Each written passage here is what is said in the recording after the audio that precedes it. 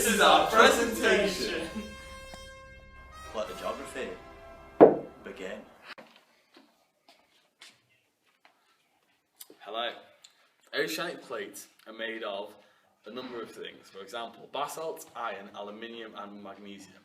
They're usually only about 6 kilometers thick and tend to be around 70 to 100 million years old.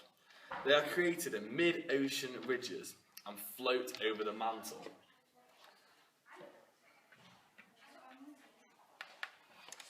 Continental plates, on the other hand, are made of another type of volcanic rock called granite, and are usually about 3 billion years old and are around 20 to 80 kilometers thick.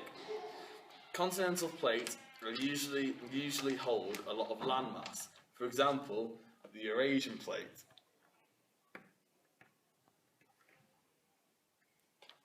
To strip this all away, this is the mantle.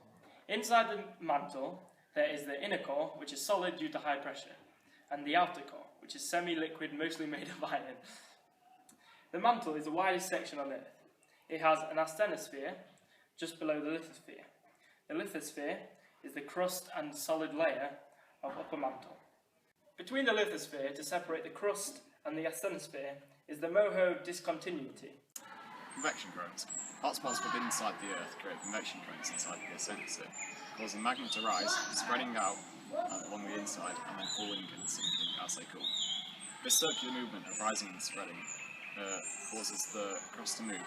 It's effectively floating on top of the denser material of the asthenosphere. It stays up as the process of convection currents is endless. A new crust being formed, constructive plate boundaries, and destroyed at destructive plate boundaries. This is a representation of the mantle, which the convection currents work in, with the crust floating on top. Alfred made a theory of a supercontinent which existed 300 million years ago. This is called the Pangaea, which then later split into 2 continents in the north and south. Today's continents are formed from these 2 continents breaking up and splitting apart into various islands and areas. Evidence for this theory of plate tectonics comes in many forms. For example, the continents of Africa and South America would fit together like 2 pieces of a jigsaw if put together. This shows that once they may have been together. Also, there are many things found in one continent which are found in another, and really shouldn't be there if they were never together. For example, rocks have been found in Scotland which are almost identical to those in Canada. Also, many fossils of dinosaurs and other prehistoric beasts have been found over 2 different continents. For example, the same fossils were found in India and Australia, hinting that these may have been once together, as well as in South Africa and South America.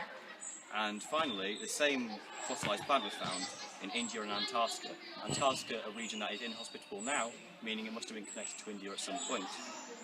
Another more recent piece of evidence is the discovery of the Mid-Atlantic Ridge. This has demonstrated to scientists that the continents of South America and Africa are slowly growing further apart, meaning that once they may have been together.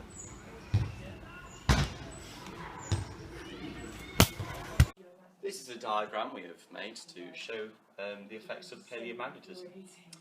Here is a mid-oceanic ridge which is spewing forth lava onto the seafloor.